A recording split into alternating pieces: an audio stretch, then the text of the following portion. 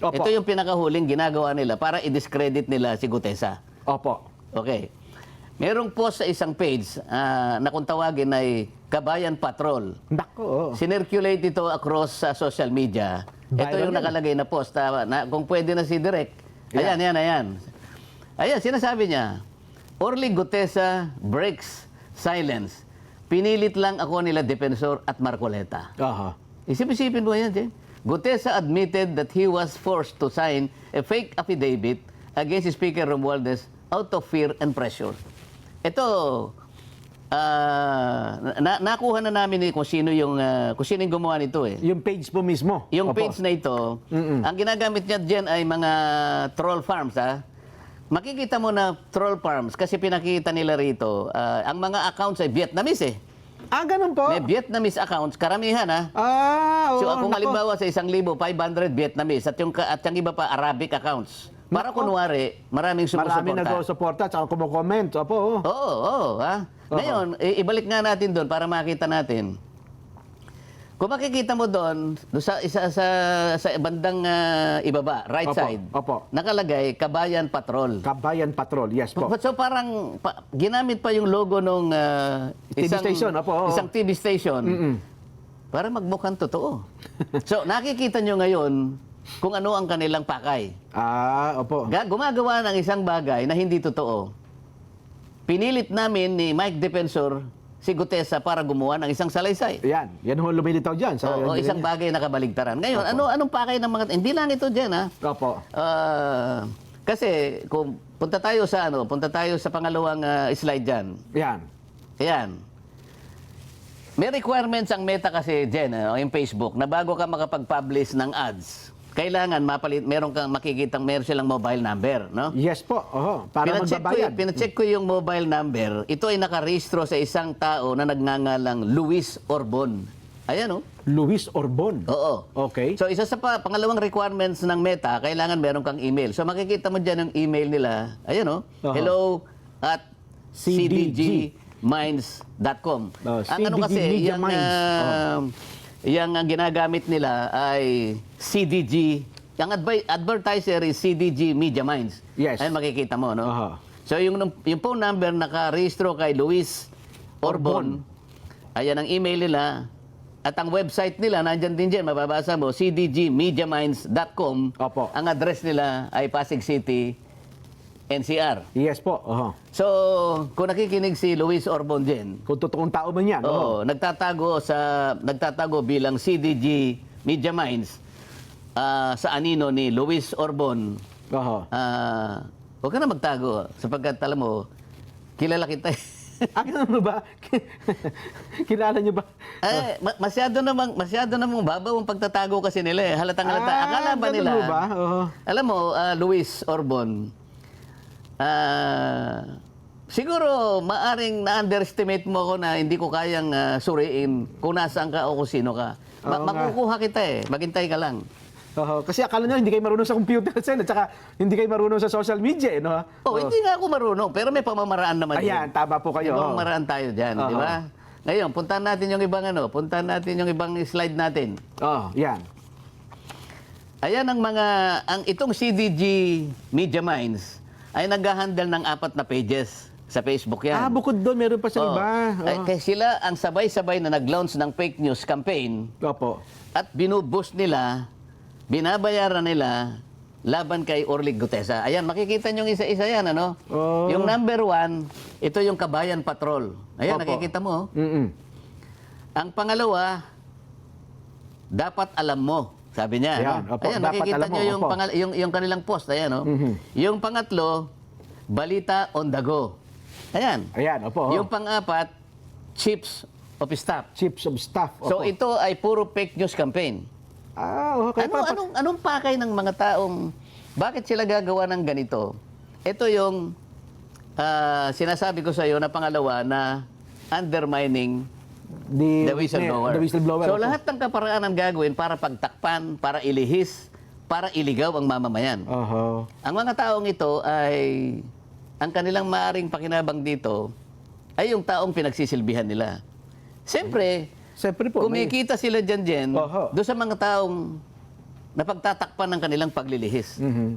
Yung kanilang agenda, opo. oo. At para iligaw ang ating mga kababayan na maring maisip nga nila na, ganun pala yun, ganito pala yun. Oho. Kaya natin dinidiscuss dyan para malaman ng taong bayan na ito ay puro fake news na ginagawa nila para magtakip, para isalba, para proteksyonan Oho. ang mga nasa likod ng mga iniimbestigahan natin. At kung nanonood ba yun, nabasa mo ito ni Gutesa, baka humina ang loob yun, ho. Oo. Kasi puro, nasaan si Gutesa, nasaan si Orly. Pare-parehas yan, ho. Iba't ibang uri ng ads. Puntahan natin yung isa pang slide direct. Oo. Ayan, tingnan mo yan. Iba't ibang uri ng ads na puro paninira, iisang target. Si Marine Sergeant Gutesa Oho. at ako. Yan, ay may git na 10 ads yan din. Ano? Ito ay ni loans October magmula 24. no October 24 hanggang October 29. So talaga palang ano, no? So, Oo. ito pa. Alam mo, ang kanilang ginagasta bawat araw, Opo. merong range from 500 pesos to 4,000 pesos. Ayun, oho. So, gagasta sila. Noong una, medyo nagtitipid eh. Kasi nag 500 pesos lang. Ngayon, mga cheap naman itong mga ito eh. Manlilin lang ka lang, galingan mo na, di ba? Oo naman, oo. Ngayon, siguro naisip nila, teka, baka kailangan nating pag-ibayuhin. Binuboost so, na umaabot gusto, no? hanggang 4,000. Binuboost nga sila. Opo. Ang tinatarget nilang audience hanggang 1 million. 1 million users or more. Oo. Yes po, oo. So, ang gastos nila, sa loob ng isang buwan, umaabot ng between 20 to 30,000 pesos. Kasama yung boosting din. Oo. So, ano ang pakay nila? Oo. Manlin lang. Opo. Mailigaw ang taong bayan. At So, ang talaga, gastos oo. ay ganun karami para sa ganun, patakbuhin yung kanilang mga ads. So kung mga ganon, times 10, kasi mga 10 pala, iba't ibang lugar saan, no? Oo. Ibubus nilang lahat. Malaki kahit pa paano. So, gumagasta sila talaga. So, Opo, oo. sa uling slide, pakita natin para makita natin. Itong mga slides na to, Jen, makikita mo, pinamonitor ko yan magmula ng January 2025. Opo. Mga post ito, Jen, na puro papuri sa administrasyon. Pero same page po. Same page. Same page, oo.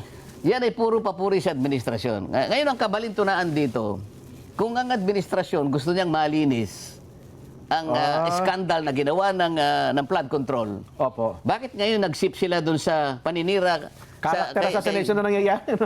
sa investigasyon na ginagamit namin para tukuyin natin sino ba talaga ang mga tao, malalaking tao na nasa likod ng mga pangyayaring ito. Opo. Kung maka-administrasyon kayo, bakit taliwas ang ginagawa nyo ngayon? Sinisiraan nyo ang mga taong lumabas para ngayon pagtibayin, tukuyin, makilala kung sino yung mga malalaking tao. Ba't nagsimula kayo ngayon gumawa ng fake news October 24 hanggang October 29? Oho. Alam mo kung bakit? Opo, bakit po? Sapagkat merong nagbabanta na itutuloy ang Blue Ribbon Committee itong Nobyembre. November 14 daw po, Sen. Ang November schedule. nga. November 14 na ngayon, po. tama-tama lang na sirain si Gutesa. Akala nila ngayon. So, kapag pinatawag si Gutesa ngayon, sirang-sira na siya. Akala ngayon ng tao, wala na yan. Discredited na yan. Yun ang kanilang objective. At dito na nga mga kababayan, booking na po ni Senator Marcoleta itong mga gumagawa ng mga propaganda no para sirain itong si Sergeant Orly Gutesa at talagang ginastusan nila mga kababayan no. Itong mga propaganda nila binuboost pa talaga nila dito sa Facebook no. Itong Kabayan Patrol na nagpapakalat ng fake news na di umano'y si Orly Gutesa ay nagsalita na no, na pinilit lang po daw siya ni Mike Defensor at ni Senator Marcoleta mga kabayan. Bagay na itinanggi naman ni Senator Marcoleta, hindi po totoo yan na nagsalita po itong si Orly Gutesa na pinilit po siya ni Senator Marcoleta at ni Mike Defensor. So hindi po totoo yun. Propaganda po yun mga kababayan ng mga kalaban. Lalong-lalo na mga kababayan no, yung bigat ng mga expose doon sa siniwalat ni Sergeant Gutesa na itong si Saldico at si Martin Romualdez nga yung kanilang dinideliveran ng mga pera ng mga kababayan na nakasilid sa maleta no. At talaga namang todo effort ngayon itong mga taong ito para i-discredit nga itong si Gutesa mga kababayan. Kaya isa to sa mga paraan nila no, na ginagawa. Nag-hire po sila ng mga trolls talaga at totoo naman po yan mga kababayan. Ang dami po nilang mga trolls na binabayaran. Hindi na po sekreto yan. Mga vloggers na binabayaran ng administration din para sirain yung mga Duterte, lalo na si VP Sara. At marami pong may alam na po dyan mga kababayan na malaking budget talaga ang inilaan dyan dun sa mga trolls, sa mga bayarang vloggers ng pro-administration, no? At kitang-kita naman natin doon sa mga nagko-comment na talagang mga alien, mga taga-ibang bansa, mga Vietnamese, may mga Arabic pa nga daw, no? Sabi ni Senator Marcoleta, may mga Arabo doon sa mga comment section at pinupuri yung administration. So isa lang po yan mga kababayan sa mga trolls na kinuha nila, binabayaran po nila. At meron pa sinasabi nilang class, no? May class A, class B, class C, class D na mga trolls, no? Na hinire po ng pro-administration mga kababayan. So siguro yung class A, yung medyo malaki na yung followers, no? Or malaki na yung engagement noon, siguro pag millions na yung followers or subscribers, yun siguro yung mga class A, yung mga sikat na, medyo sikat na. At yung mga class D, yung mga hindi kilala. Ayan, so depende po yan daw yan mga kababayan, no? Kung mas magaling bumanat, mas malaki ang bayad. So yun po yung nakarating sa ating informasyon, no? Itong mga vloggers na puro paninira, lalo sa mga Duterte, at kung magaling silang bumanat, ay malaki yung kanilang bayad mga kababayan, no? At alam ko alam nyo yun kung sino-sino tong mga vloggers na tong tumitira kay BP Sara or sa pamilya Duterte, no? Na kung sino yung magaling tumira, mas malaki ang bayad sa kanila. So yun po yung ating medyo nalalaman dyan mga kababayan, no? Doon sa kabila, mga kalakaran po nila, no? At itinanggi naman po ng PCO, no? Yung direktahang tanong ni Congressman Marcoleta na nag-hired nga daw po itong PCO ng mga trolls, no? At hindi naman daw po totoo yan mga kababayan. Pero in reality, no, makikita naman natin yan, malalaman natin yan. Makikita nyo yung mga comments doon, yung mga nagre-react, mga ibang lahi. Ay posible namang Vietnamese ka or taga Middle East ka, magko-comment ka dyan sa nangyayari dito sa Pilipinas, anong pakialam nila dito sa mga issue. So yung isa yan sa mga halatadong galaw nila mga kababayan, itong mga trolls, no? Sila po yung talagang may trolls, no? Hindi po itong mga Duterte o itong mga sumusuporta kay Duterte, hindi po talaga yan mga kababayan, wala pong bayad, no? Kaya itong channel natin ay hindi po tayo binabayaran ng mga Duterte para parang ipagtanggol natin sa hindi po. Nangyari lang po talaga na ramdam natin yung kanilang leadership, yung pamumuno nila mga kababayan ay talaga namang para sa Pilipinong masa, no? Hindi po talaga sila plastic and light po dito sa mga kurakot na mga buayang congressman ngayon, mga senador at lalo na itong administration na talaga namang pinabayaan ng husto itong korupsyon mga kababayan. Hindi naman po lulubos sa ganitong kalaking korupsyon, no? Kung hindi po talaga or kung gumalaw po ang Pangulo dito mga kababayan, no? Kasi siya po yung pumirma doon sa budget ng 2025, hinayaan niya po. So ito pong nangyari, tapos sinasabi niya pa na mahiya naman kayo dito sa mga Pilipino, ay mga congressman lang po yung kanyang sinasabihan at mga senador.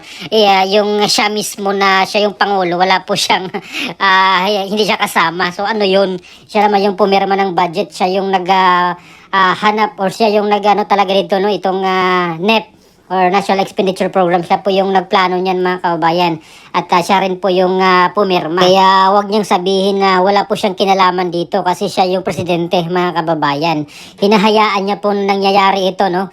Sa kanyang harapan, kaya or sa kanyang bakuran. Kaya talaga namang dumating na yung panahon ngayon na nakakahiya na yung Pilipinas mga kababayan sa ibang mga bansa, no? Dahil tinawag na tayong mga kurakot sa kakagawa nila. So iilan lang yung mga politikong nangurakot mga kababayan, ay damay-damay na po lahat ng mga Pilipino. So ganun po katindi, no? Itong epekto ng mga corruption dito sa ating bansa ngayon. Hindi lang po flood control yan mga kababayan, marami pa po, may mga farm to market roads pa, mga school buildings. Imagine niyo po yung panahon ni Duterte, ilang libong classrooms yung nagagawa, no, sa isang taon, pero ngayon ay nasa 20 lang yata mga kababayan, no? Something 22 or 23 mga kababayan na mga classrooms yung ginawa lang ng Marcos administration. na mga school building sa isang taon. Kaya makikita nating talagang magkaiba talaga sila mga kababayan ng pamumuno, no? Yung leadership. Sa ngayon, kita naman natin na mas nakakabili ng mga jet, mga private jet, mga helicopters, mga bahay, hindi lang dito sa Pilipinas, no? Kundi pati sa ibang bansa mga kababayan, nakabili itong mga kurakot na mga congressman na ito. At alam kong alam nyo kung sino-sino itong mga kurakot, mga buaya mga kababayan, at meron pang isa dyan na gagawin daw pong state witness. Kaya natawa na lang si Senator Marcoleta, no? Paano mangyaring siya yung state witness? Siya yung pinakamalaking tao doon. Ayun. So talagang makikita natin yung kanilang ginagawang effort para pagtakpan itong issue ngayon mga kababayan ng korupsyon, no? Dinadivert nila dito sa investigation sa Manila Bay Dolomite Beach. Diyos ko Lord. Talaga namang halatado na po yan na diverse mga kababayan, i-divert itong atensyon ng mga Pilipino doon sa Dolomite Beach.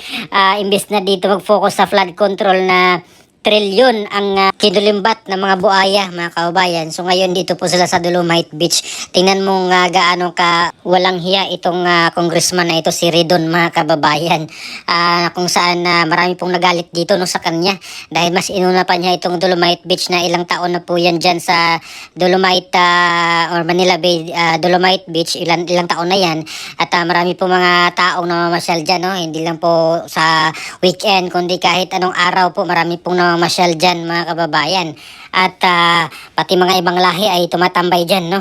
Sa Dolomite Beach. Pero itong si Ridon mas imbestigahan pa niya itong Dolomite Beach kumpara doon sa mga pagnanakaw na ginawa nila mga kababayan dyan sa House of Representatives. So ano pong masasabi nyo dito mga kababayan sa expose no? Or dito sa pagbuko ni Senator Marcoleta dito po sa mga trolls na kinuha po nila para sirain itong si Orly Guteza, no? Para i-discredit po siya mga kababayan.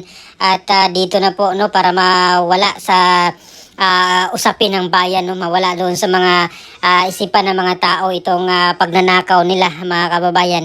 Dinadivert nila, sinisira nila itong kredibilidad ni Guteza at pati itong sa flood control ay dinadivert nila yung issue no, dito na po ngayon sa Dolomite Beach naman mga kababayan. So kitang-kita naman natin talagang effort po sila ngayon mga kababayan para i-divert itong usapin no, itong sa korupsyon na imbis sila yung talagang matutumbok na, kaya humahanap po sila ng paraan para makalimutan ng taong bayan itong kailang pagnanakaw mga kawes. At para po sa aking opinion dito mga kababayan, no, naniwala po ako dito talagang todo effort po sila dito, nag-invest po sila, kumuha po sila ng maraming trolls para siraan itong si Sergeant Guteza mga kababayan. At hindi lang po sa kanya, pati itong paninira nila kay BP Sara at sa pamilya Duterte. Talagang effort nila yan mga kababayan. Naglabas po sila dyan ng malaking halaga para ibayad dito sa mga trolls na ito no. At halatado naman itong mga galaw nila talaga mga kababayan. So ano po masasabi nyo dito? Please comment down below. Maraming salamat. God bless po sa ating lahat.